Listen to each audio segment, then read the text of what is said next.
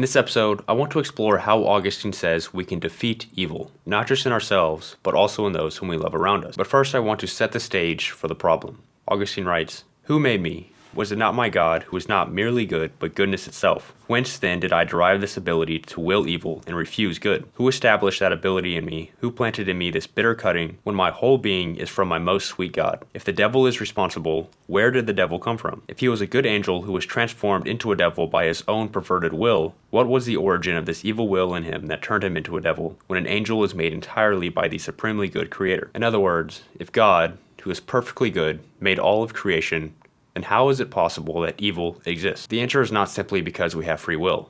Augustine's question goes deeper than that. He's asking, where does even the desire to will evil in the first place come from? He next writes, "It was made clear to me that things prone to destruction are good, since this destructibility would be out of the question if they were either supremely good or not good at all. Because if they were supremely good, they would be indestructible, whereas if they were not good at all, there would be nothing in them that could be destroyed. Destruction is obviously harmful, yet it can do harm only by diminishing the good. Hence, if they are deprived of all good, they will be simply non-existent. And so it follows that as long as they do exist, they are good." And this last line is what I want to highlight. As long as they do exist, they are good. Because that's the key to Augustine's entire argument.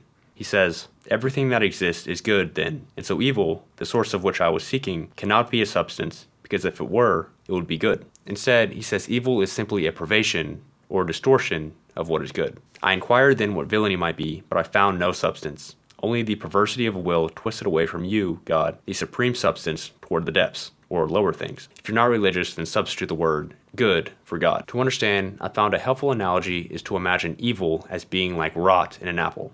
The apple is originally good, and rot is like the evil that begins to eat away at what is good. But the rot would not exist without the apple, whereas the apple can exist without the rot. In the same way, evil cannot exist without good, but good can exist without evil because existence itself is good. And so evil is not a standalone substance, it's only a privation of what is good. It's like a parasite that depends on what is good for its existence. But what is the application of this to modern life? At first, I think it means that within ourselves or loved ones, evil is not a counterforce that must be squashed. Instead, it's like the rot in the apple. It's simply a perversity of what is good. And so ideally, to fix it, the solution is not to carve it out, which leaves the apple missing a part of the whole. The solution instead is to restore the good, in other words, by redirecting the will to desire what is truly good, not evil. I'm reminded by the quote by Martin Luther King Jr., which is that darkness cannot drive out darkness, only light can do that. In my own life, this means that evil desires are best fought not by squashing these desires, but instead by redirecting them to align with what is good. Because if I simply squash them, it would be like carving out the rot from the apple. Sure, the rot is gone, but the apple is no longer whole. In the same way, I will be missing a part of myself. But by instead redirecting these desires towards what is good, I'm able to restore that part of myself that has fallen into evil. The second big takeaway I had is that existence itself is good.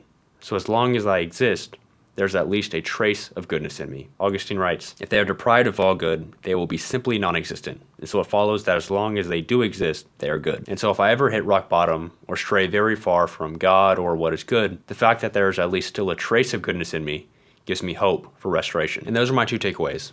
I want to be clear that my first takeaway is meant to apply more to mundane, everyday situations in our own lives or the lives of our loved ones. It's not a prescription for cases where someone has committed a violent crime and poses an immediate danger to others. I think those people should be locked up, in essence carved away from society, and rehabilitated on their own, rather than allowing them to stay within society and try to rehabilitate them when they pose a danger to others. Second, you may have noticed that I didn't fully address the question of where evil desire comes from in the first place, and that's because Augustine doesn't provide us with a direct answer. In fact, the footnotes mention that Augustine examines this problem again in a later work, but ultimately finds it insoluble. But yeah, those are my takeaways. Thanks so much for watching. The goal of this channel is to learn from philosophy how to live a better life today. If that's something you're interested in, then subscribe to follow along, and I hope to see you in the next episode.